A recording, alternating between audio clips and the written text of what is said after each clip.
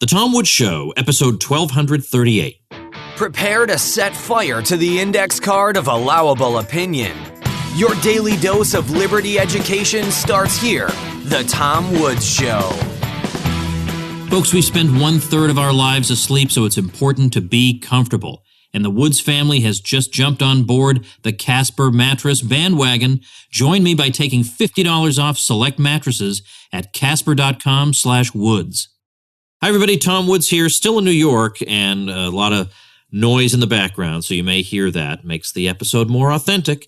We've got Dan McCarthy with us today. He edits Modern Age, which is a very important, venerable conservative journal going back to the 1950s.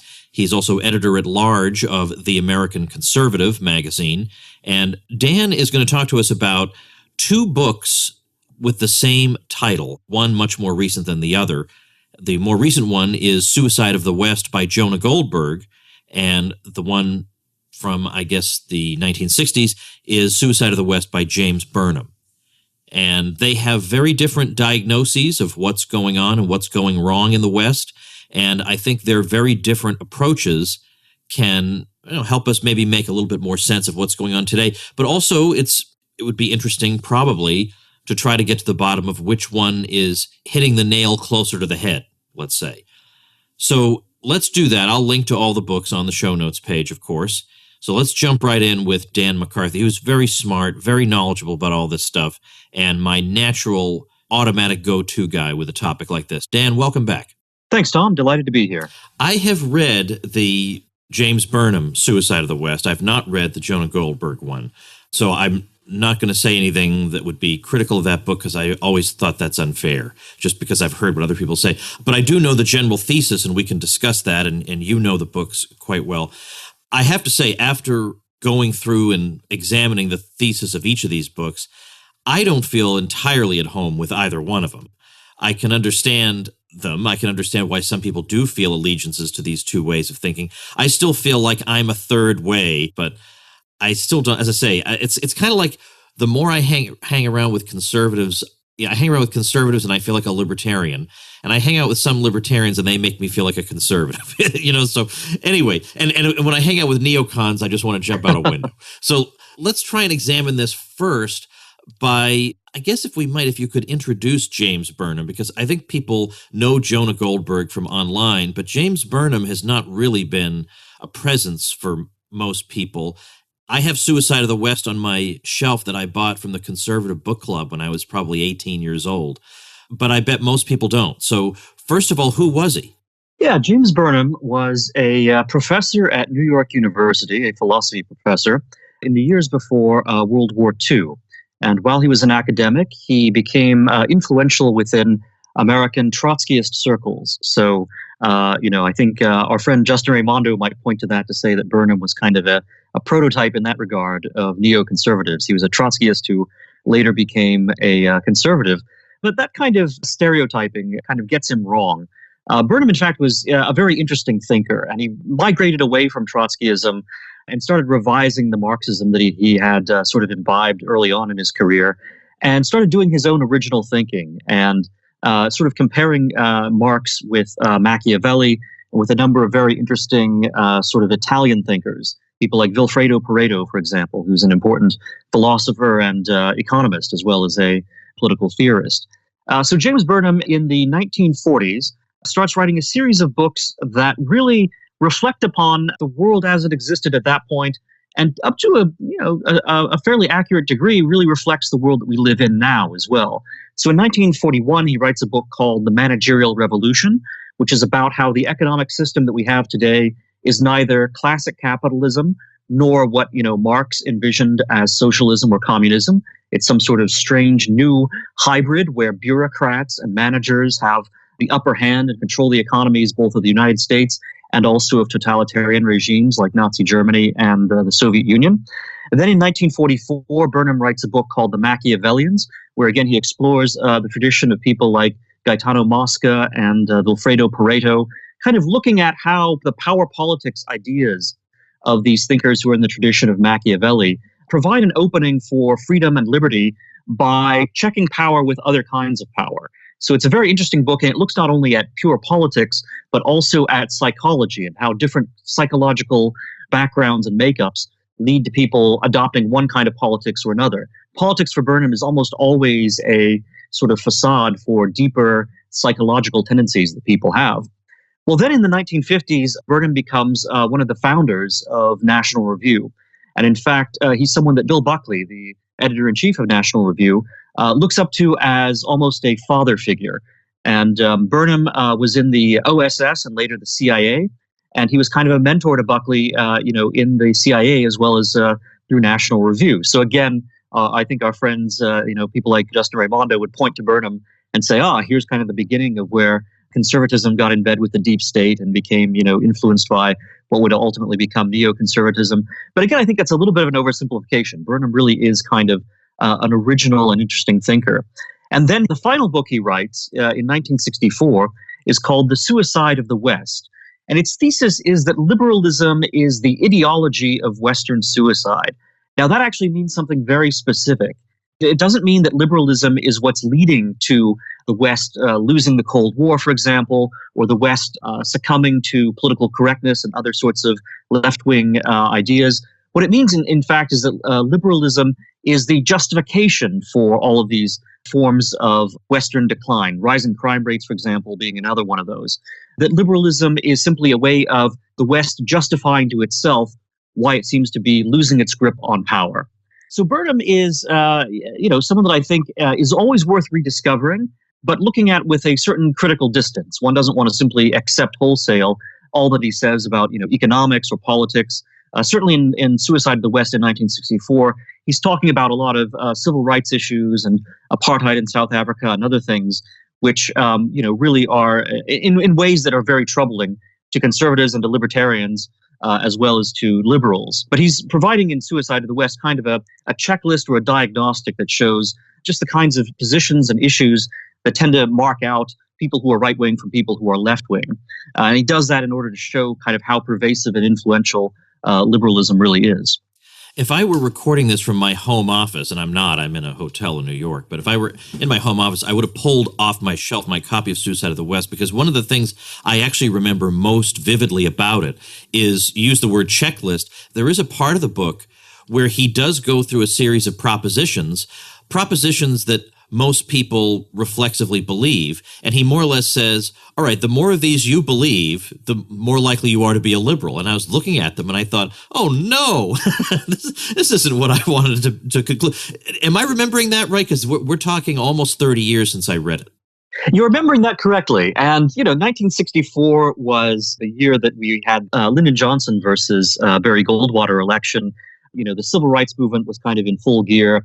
So Burnham is reflecting some of the prejudices of his time. It was also, of course, a point where the Cold War was still quite hot. So this checklist that Burnham provides that's supposed to differentiate conservatives and liberals really looks pretty shocking, even to conservatives today, and certainly to libertarians at any time. Interestingly enough, Burnham does seem to allow that libertarians are not necessarily just left-wing liberals, which is interesting because Burnham had no real sympathy for libertarianism, but he does acknowledge that they're not simply another variety of left liberals. So he says a couple of things in the book, one of them being that, first of all, libertarian anarchists, anarcho-libertarians, and I think he does actually mean Murray Rothbard, are a ideology that's distinct from both conservatism and liberalism. And he doesn't really go into the details there, but he basically has a few lines where he says, you can't apply the framework that Burnham has worked out to someone like Rothbard or to an anarchist in the same way that you would to these other ideologies. And the other thing he notes is that you can have people like Friedrich Hayek or Milton Friedman who, would self-identify as being, libertarians or old Whigs, but nonetheless, Burnham classifies them with conservatives. So there are some interesting nuances to the book that are a little bit unpredictable based on just the sort of checklist that he provides. Let's stick with Burnham for a minute. In fact, I remember, by the way, one of the propositions was something like, imperialism is always wrong. And I remember thinking, darn it, I think I do believe in that. This is terrible. Anyway, I want to know, let's get specific. What would Suicide of the West look like to him? What does he mean by the West committing suicide? What does it look like after this has happened. Well, you know what? It speaks directly to that question of imperialism. Burnham says that one of the things that inspired him to write the book was he looked at an old atlas from the early part of the 20th century, from before World War II, before even World War I believe. He looks through the atlas and he sees this sort of ocean of pink upon the land masses of the world. That ocean of pink being, of course, the British Empire. The British Empire was so wide-ranging; it was the empire on which the sun never set. Everything from Canada to India, all across the globe, you could find this sign of British political and military power. And if you looked, at other European empires at the sort of early part of the 20th century, you saw a similar, if somewhat smaller picture. So based on the way the map looked, around 1910, you would say that the West, this little sort of promontory of Asia, this almost, peninsular landmass in some ways, had somehow conquered the entire world, not just through imperialism, but through everything that came attached to imperialism, with the economic and the cultural influence that came with, or that was, sort of parallel to the spread of imperial power. So in 1910, the world, the map of the globe is painted in the colors of the European empires. And then if you fast forward, up to 1964, you see that those colors go away and that suddenly Britain is reduced to just Britain, no longer a British empire. And not only that, but you also see the growth of communism. You see that, you have the Soviet Union at that point. Obviously, Russia is still the largest country in the world today, but the Soviet Union was even larger in 1964. And communism had taken hold in the People's Republic of China already by that point. Communism was sweeping across the Asian landmass. And, as were, in other places, India and Africa, anti-colonial movements. So Burnham was shocked to just think about the implications of the map and the idea that Western civilization, instead of being in an expansionist phase, was now suddenly in a contracting phase. I'm trying to think this through about what would be the problem with Western civilization then. Okay, it's true, it was in a contracting phase, but once it finishes that contracting phase, it then stays in a basically stable phase in terms of territory and influence, more or less. Is that not an equilibrium? Are you either expanding or contracting? Burnham doesn't see it that way. So first of all, Burnham does have this fundamental view that you are either expanding or contracting, that there's no sort of equipoise to be reached here. And that's, a point where we might disagree with him, but nonetheless, it's an interesting thesis, and it does sort of inform the rest of his views. But there are reasons to think that the contraction doesn't stop once you get back to the actual borders of the West, because then, for example, you see the rise of, the term multiculturalism didn't exist so much in 1964, but you see the rise of anti-Western ideologies within the West itself. Certainly communism being one of those, but also the idea that, you had these sort of sympathetic, movements that wanted to have, like Che Guevara, for example, as a symbol of anti-imperialism. So the anti-imperialist ideal, which, libertarians and classic conservatives, kind of look at it in one way, someone like James Burnham looks at it in another way. He sees the way in which the sort of hardcore anti-American, anti-West latches onto anti-imperialism as kind of the facade for its, sort of anti-Western and, anti-capitalist and sort of anti-constitutional points of view. It looks at how, anti-imperialism takes Che Guevara and Mao Zedong in the 1960s as being sort of these heroes of, throwing out the Western imperialist. And Burnham says, this is a big problem. And this actually represents a force that is here in our own country as well, and that is trying to destroy the rule of law, for example, that's very much on the side of criminals as opposed to law-abiding citizens.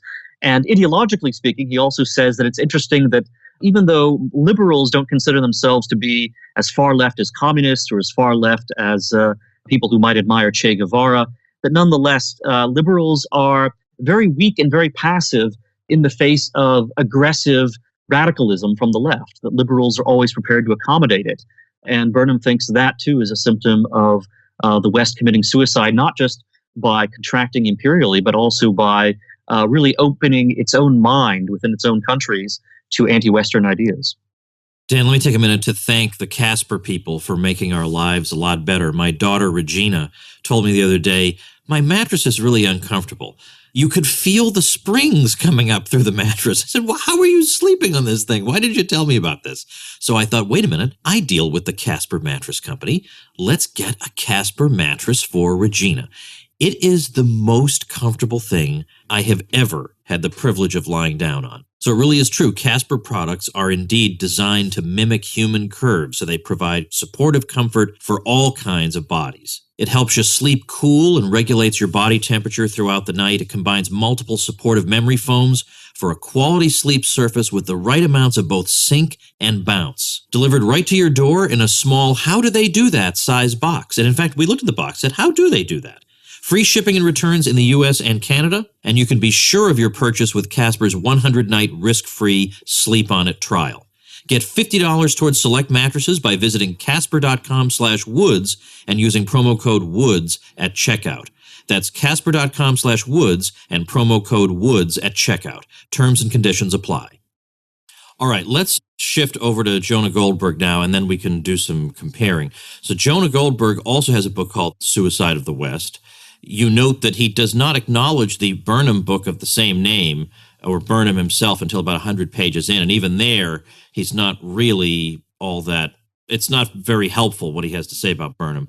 But the subtitle of the Goldberg book gives you an indication of what, of course, he thinks is causing the suicide of the West. What are the contributing factors? And it's identity politics and tribalism and democracy is decaying and stuff like that, which, I mean, I'm not sure that's the cause, of course, but what's his overall thesis? You tell me, because you've read it and I haven't. Yeah, in some ways, I think his publishers did him a disservice by recommending the title Suicide of the West. It's a dramatic title, and it has a certain echo in the minds of conservatives who've read James Burnham. But Goldberg has written a very different book, and he really didn't intend it to be an answer to Burnham. The title is simply, I think, one that the publishers thought would be snappy enough to become a bestseller, and in that they were correct. Goldberg is basically defending a certain kind of, I don't know, it might be called a chastened neoconservatism, it might be called a kind of liberal conservatism.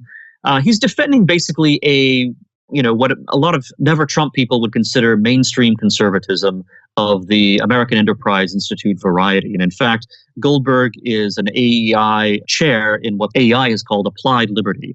So it's basically the kind of ideology of not just the Republican Party, but of movement conservatism.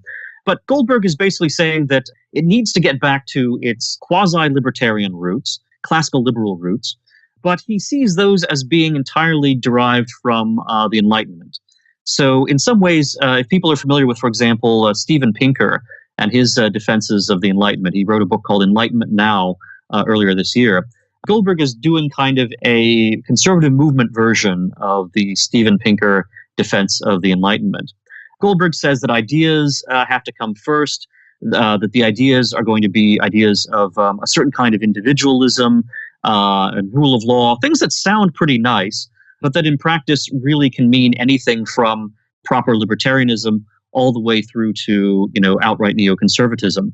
So in that way, what Goldberg's trying to do is create a common denominator, I would say, of sort of all of the kinds of conservative or quasi-libertarian thought that are not identified with Trumpism or nationalism or what was traditionally called paleoconservatism.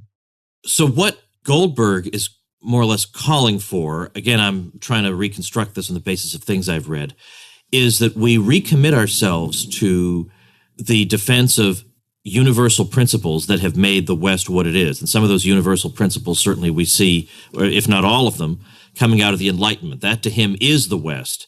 And what's happened is allegiance to these universal principles has begun to break down, and we need to rally people back to them. If that's right, if I'm explaining him right, if what he's saying is our politics are breaking down because instead of having a strict fidelity to reason and balanced argument, instead people are herding themselves into tribal camps and waging war implicitly at least on a small scale, against each other on the basis of tribal allegiances. And we need to transcend those and get people once again to acknowledge the worth of these universal principles. First of all, just tell me, is that more or less right? Yeah, that's right. That's the gist of it. Okay, all right. So the difficulty he runs into, and Jeff Deist at the Mises Institute got in trouble for pointing out this obvious fact, is that it's not clear that a lot of people actually go out and literally fight for universal principles. Now, maybe we might wish they would. I don't care about what we wish. I'm interested in what actually happens in the world. Do people go out and say, I'm going to go fight for the principles of the Enlightenment? I don't think they do. I think they do fight for things like identity and nation. Now, again, I'll get in trouble for saying that. I'm not saying I'm glad that that's the way it is. I'm saying that seems to be the way it is, that people went off in World War I singing and whistling tunes, going off to what turned out to be their deaths, their horrifying deaths, whistling patriotic tunes. They were not whistling, oh, I'm dedicated to the abstract pursuit of reason. And so the problem becomes, it seems like he's trying to urge people to do something that, if the testimony of history means anything, seems to run against their nature. Yeah, I would say two things here. On the face of it, Jonah Goldberg's book is, I think, more appealing than Burnham's, in terms of the ideals that we like to admire, the idea that, reason and a commitment to liberty in the sort of abstract or general sense is what should be motivating people, whereas Burnham is talking about some pretty dark things. So it's easy for people to, look at these two books and say, gosh, Goldberg must be correct because we find, his thesis much more comfortable than we find James Burnham's, where you talk about psychology, you talk about these group affiliations, and it seems just very kind of illiberal in a variety of senses. But you have to come down to the question of not what you like better, not which one is more, sort of comforting, but which one actually reflects human nature and the way that people behave. And I think Burnham has the upper hand there. One of the things I should say, though, about Goldberg's argument is that I think he really gets things backwards. He tends to look at, sort of these high ideals of liberty and of reason, and thinks that, from that you then derive a political community and you derive a blueprint of how society can be. Maybe not a conscious blueprint. He's enough of a Hayekian that he realizes that this has to be a kind of evolved phenomenon as opposed to something that's consciously done. But nonetheless, it has to begin with the ideas. And I think that's exactly wrong, that in fact, we have a long tradition of, sort of Christian civilization, a long tradition of political powers which at first were very authoritarian in the West, but in fact kind of balanced one another out and, through time worked out to provide a framework in which economic freedom, for example, could flourish, and then intellectual freedom, and then the idea of liberalism could emerge. So I think Goldberg gets cause and effect reversed. The Enlightenment is not the beginning of, or the root of Western freedom. It's rather the opposite, that evolved practices of Western freedom that started out in fact, things that had nothing to do with an ideology or a philosophy of freedom, gave rise to conditions that allowed us to create those ideas and to recognize those ideas as valuable. If you try to reverse it the way Goldberg has done and put the ideas first and the actual practices second, I think you wind up with something, as you had said, that people just don't feel a visceral connection to. They don't really feel a degree of loyalty to just reading the Declaration of Independence and saying, gosh, now I'm a Lockean, now I'm going to go out and do some homesteading. I suppose Goldberg looks at the university system and he sees in microcosm all the things that he's concerned about, right? Because there you have quite a bit of identity politics. You have the opposite, in many cases, of a commitment to reasoned discourse and open exchange of ideas. I mean, you have the opposite of the Enlightenment to some degree in the universities. But on the other hand, maybe a silver lining to this, or maybe the other way of looking at it, is that outside the universities, there does not seem to be an overwhelming amount of sympathy for people who scream and shout during other people's lectures. I think the general public thinks that's a dreadful way to behave. And that's how Jordan Peterson has been able to get the moral high ground, is that he stands there calmly and dispassionately while kids are screaming, and as they're being dragged out, he calmly says, that's narcissism that you're seeing right there. And everyone laughs at those kids and cheers. And there was one incident, I reported on this in my email newsletter the other day, at Queen's University in Ontario, I think, where after they'd been escorted out, they began pounding on the doors and the windows. One woman actually broke a stained glass window. They were pounding and pounding, and he simply said, "That is the sound of the barbarians at the gates." So again, he's getting the upper hand on them. They're cheering and laughing at these people. And I think they are a distinct minority that exist mostly on college campuses.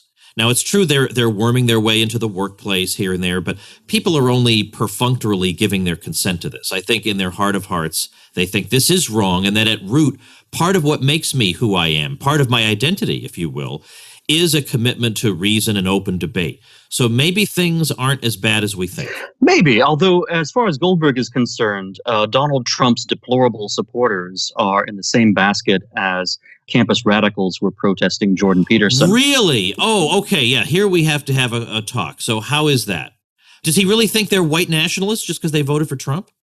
He doesn't. He doesn't go quite that far. Although he, obviously, sees them as being people who put group loyalties of various kinds above their commitment to, sort of nice, neutral, liberal ideals.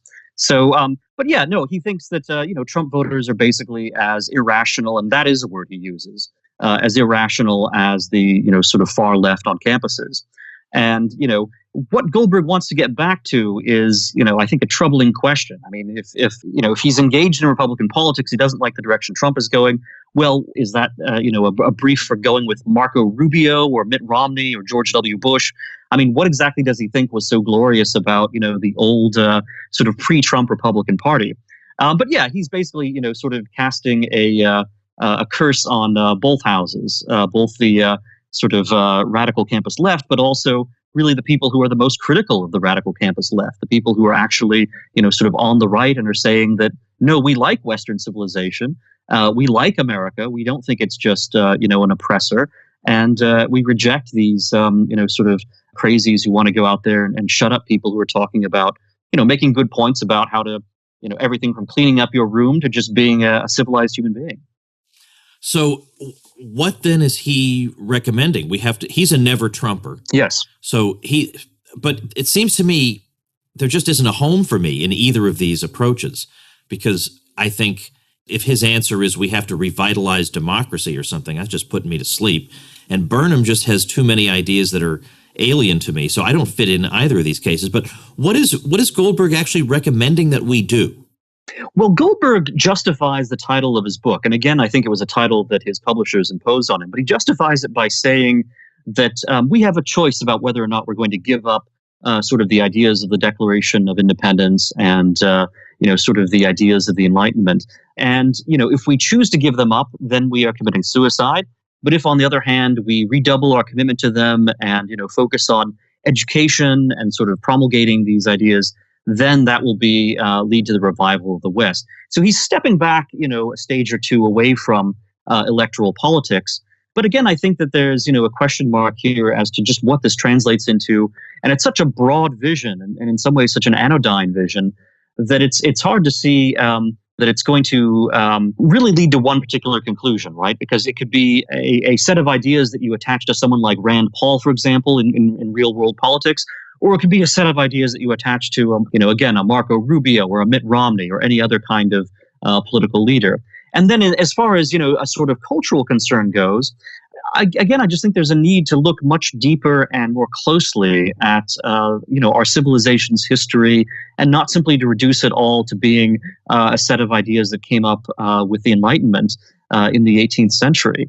That we really do have a much longer tradition, and a tradition that understands human nature much better than the Enlightenment did, which if we don't recover, we're going to wind up perplexed because, ideas themselves, especially of the sort that Goldberg is talking about, they just don't have the degree of, they don't inspire the degree of commitment that allows you to resist people who want to tear down the civilization in which you live. In the medieval universities, it was customary to perform what were known as disputations, and there would be representatives of two sides of an argument. And then some academic, having heard the arguments of both sides, would resolve the issue, generally by drawing from, it wasn't necessarily that you would pick a winner, but rather you would synthesize everything you had heard into some form of a resolution. And you'd say, all right, well, here's really how we ought to look at the question. And maybe we borrow 15% of what these people said and 85% of what these people said, but we listen to everything and we come up with some kind of a resolution. Now, having read both of these books and having your own thoughts, of course, what do you think is the correct way to look at the parlous condition of the West today? Well, what is the situation in which the West sees itself? What got it here? And what, if anything, could rescue it? Burnham's diagnosis is more correct. So Goldberg's book has a lot of, sort of attractive ideas, but Goldberg is mistaken to think that politics is based upon ideas. He's mistaken to think that, sort of the wider culture war can be resolved just through, sort of education in Enlightenment principles. In fact, you really do have to understand human nature and human psychology and the interaction between power in politics, for example, power in the economy and power in the culture in a kind of sophisticated, interacting way. And that's exactly what you find in James Burnham. It's one of the great things about his book, The Managerial Revolution. It's one of the great things about his subsequent book, The Machiavellians. And Suicide of the West is not really the place to begin to understand those ideas, but it does bring some of them together and apply them in an analyzing liberalism as it existed in 1964. Burnham understands, basically this kind of mixed, neither capitalist nor, sort of classically Marxist communist economic system that we have right now. And he understands why this is connected with certain ideological tendencies, whether they're liberalism or whether they're various kinds of far left radicalism. And he understands why these things are fundamentally fatal to, Western civilization as it has been built up, over 2,000 years. Goldberg, I think, is looking at the surface of things, whereas James Burnham, you might say that Goldberg is looking at the sort of waves on the ocean, and James Burnham is looking at the fundamental tides. Now, that doesn't mean that Burnham gets all the details correct. In fact, that's where I think, there's, sort of good grounds to criticize Burnham. Again, that checklist of, views that he says have to be identified with, conservative tendencies or liberal tendencies. Those things are small details which can be one can sort of gloss them, bracket them, put them aside. But it's the fundamental look at psychology and at the nature of power that I think, where Burnham gives us a very important lesson. So even though it's an old book, oldish, it still repays reading today, even if parts of it might make us wince? Absolutely. And, a new edition was brought out about 4 years ago in 2014 by Encounter Books. It has a new foreword and introduction by John O'Sullivan and Roger Kimball, which provide, a nice amount of background on who Burnham was. So I really do recommend James Burnham's Suicide of the West. I would certainly say anyone reading Jonah Goldberg's book should also read Burnham's book for the contrast. And, Goldberg's book is an interesting synthesis of a number of thinkers. He draws heavily upon Deirdre McCluskey's work. Deirdre McCluskey has written a number of, very worthwhile volumes on the nature of sort of bourgeois virtue and bourgeois dignity. So, I find that Goldberg's book has some merit as well. But one should really, cast a wide net.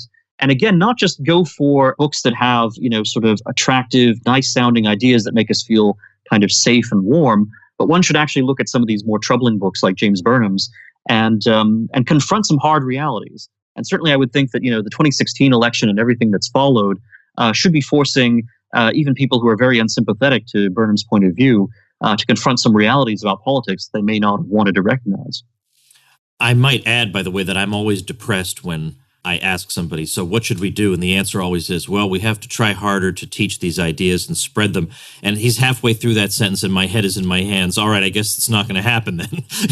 That's your solution? There's nothing else? But honestly, in some way, what else could there be? But when it does boil down to that, it can be a little bit frustrating. But all the same, I'm going to link at tomwoods.com/1238 to both of these books, both Suicide of the West books. You can try out one or the other according to your preference. And Dan, I don't want to reveal anything. I'll just say, I hope maybe you yourself will have something to contribute to this conversation somewhere down the line. Is that appropriately vague? That's appropriate. But in fact, even right now, in the spring 2018 issue of Modern Age, listeners can read an essay that I wrote about these two books. Right. I'm going to link to that. That's what made me decide to invite you, as a matter of fact. Yeah, I'm going to jot that down. You should read Dan's article. Yes, and as far as the question of what can be done is concerned, here again, I think there's an interesting contrast between Goldberg and Burnham. Goldberg focuses on education. Burnham is not necessarily, he certainly isn't against education. But with Burnham, I think he says you have to fundamentally, again, understand how politics and economics and culture are all interrelated and sort of mutually coincide and lead to these grand ideological forces. Burnham, in some ways, is a kind of early example of an almost economic nationalist outlook of the sort that you find with Donald Trump. But Burnham's analysis in a book like The Managerial Revolution, for example, is something that libertarians, radical Rothbardian libertarians, can also find some value in, not because they're going to agree with Burnham's prescriptions, but because the systematic way in which Burnham looks at how an economy and a political system interact with one another is the kind of careful analysis, systematic analysis that you find, libertarians also thinking about as well. Burnham is very much interested in the idea of class and its relationship to power. And so too are libertarians. Libertarian class analysis, of course, is an important but overlooked facet of the libertarian intellectual heritage. So I would say there again that one really has to have a keen grasp on the nature of power in the world today, as it relates both to economics and to politics. And if you're going to fight the power, so to speak, you have to understand it and have to understand what an alternative system, a different system, would look like. And simply going up to the level of ideals and the level of sort of vague general principles, as you find, in more optimistic books like Goldberg's, is, I think, shirking the responsibility to sort of get down and dirty in the actual details of how power works in this world. My friend Michael Malice has been urging me to read The Machiavellians by Burnham. I haven't done that yet, but how do you also rank that in terms of so many books are must-reads? I would have to say I must have 5 lifetimes to read them all, unfortunately. There's a good case to be made that The Machiavellians is Burnham's best book. And unfortunately, it's been out of print for a long time and is now rather expensive even to find used copies. But it really is worth tracking down. I would say The Machiavellians and a book that Burnham publishes in 1956 called Congress and the American Tradition, which luckily is much more affordable and much more easily found, are probably the 2 Burnham books I would recommend starting with. Then The Managerial Revolution is well worth tracking down. Some people think it's kind of dated, but I actually think that, if you look at The Managerial Revolution and compare what Burnham is describing to what you see in the People's Republic of China today, for example, you will find some really revealing parallels, and that Burnham's 1941 book is in fact still rather prophetic. And then I would say, after those 3, Suicide of the West is well worth discovering. So all of these books, they're all fairly short. They're not, sort of massive treatises, and they're worth discovering. They're worth tracking down. So I'll link to all those books, and I'll also link to Modern Age, where what is your official title? Is it just plain vanilla editor? That's right. I'm the editor of Modern Age, which was and is a conservative quarterly journal that was founded by Russell Kirk back in 1956. And the journal is still going strong. It is really the place to go to get, I think, sort of the best theoretical, principled look at conservatism, and not just conservatism, but sort of all thinking, related to conservatism and related to the ideas of the right, including a lot of excellent libertarian thought. And I know you've contributed to it, Tom, and so did Murray Rothbard. Yep. So have a number of brilliant libertarian minds. We have actually a couple of libertarian contributors to the current issue, Deirdre McCluskey being one, for example. We have a wonderful review of a book by John Lewis Gaddis, who's a foreign policy guy, by a libertarian foreign policy analyst by the name of Emma Ashford. So I really recommend that listeners to the podcast check out Modern Age. The website is modernagejournal.com. Okay, I'll also link to modernagejournal.com. And as I've said before when you've been on, just as an example, when Rothbard's multi-volume History of Colonial America came out, Conceived in Liberty, Modern Age reviewed every single volume as it came out and gave each one a glowing review. So just understand this is not, even though you will read some things that'll challenge you, and not everybody who contributes to Modern Age loves everything about you, but you will feel like, nevertheless, this is at least your extended family. And, your extended family's still pretty good, and you learn a lot from your extended family, and it's still your family.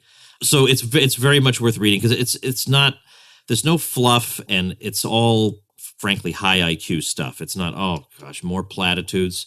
You just throw it out the window. You won't throw modern age out the window. All right, Dan, I know you're a little bit under the weather. I'm going to let you go rest, and thanks for your time and insight today. Thanks, Tom. I enjoyed it. All right, I have a cute and funny story for you in just a minute. But before I get to that, I do want to mention a website created by a listener. And a lot of these websites are libertarian blogs or some kind of thing like that, but not all of them are. And occasionally it's a business. And this one is a business. And it's a highly, highly valuable and important business if you are trying to promote something or sell something or be successful in your own business. You could well need the services of yadcommunications.net. That's YAD as in David, communications.net. This is a copywriting service, not copyright like intellectual property. That's not a thing. There's no such thing as copywriting, like you hire somebody to copyright your book. No. Copywriting, COPYWRITING. Where you write copy, you write advertising copy or sales copy. So if you have a business or anything you're working on where you might need white papers, sales letters, letters to investors, speeches, books, ebooks, websites, brochures, flyers, menus, presentations, talking points, annual reports, grant proposals, magazine articles, marketing materials, scripts for radio and television ads, you name it. It can be done and done well at yadcommunications.net, and you'll be working with a Tom Woods Show listener. So how much better could you get? So yadcommunications.net is our listener website mentioned for today. Linking to that also at tomwoods.com/1238. The person got the free mention because she got her hosting through my special link, and then you get the publicity, the backlink on my site, which helps you in the search results. You get the membership in my private bloggers group, and you get 24 free video tutorials. It's a great package of free bonuses. So how do you get those bonuses? Check out tomwoods.com/publicity before you get your hosting, and you'll see exactly how to do it. All right, anyway, I may have mentioned the other night that I was going to see Ian Anderson, whom I am very happy to remind you was the guest on episode number 3 of The Tom Woods Show. And he's the front man for the band Jethro Tull. He's generally touring under his own name these days. And he was performing at the Beacon Theater. It's the 50th anniversary tour for Jethro Tull. And I went with a friend. And beforehand, we just figured we would eat at a restaurant near the theater. So we ate at Playa Betty's on Amsterdam Avenue. And in walks Bruce Willis. We thought, isn't that funny? Bruce Willis just walked in. And then we put 2 and 2 together. Wait a minute. We actually knew that Bruce Willis was a progressive rock fan. There's actually a picture of him with Steve Hackett, formerly of Genesis. So we thought, wait a minute, he's probably eating here for the same reason we're eating here, so that we can be close to the concert. Well, ding, ding, ding. So I go to sit down. I got a pretty good seat. Who is sitting right in front of me but Bruce Willis?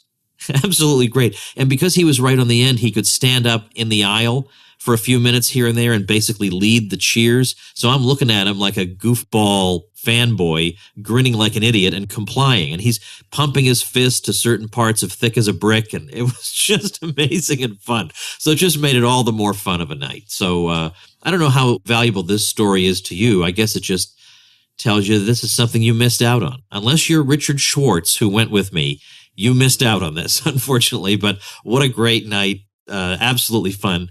That's all I have to say. That's it. I just wanted to tell you that Bruce Willis just kept following me around last night.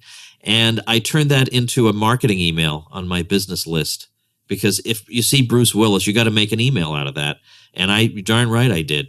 And if you're not on that list, by the way, you can get on there at pathstoincome.com. And you'll see how I make a chance encounter with Bruce Willis into a marketing email. It's an art form, really. And I'm still an amateur, but I'm getting there, my friends. Oh, I'm getting there.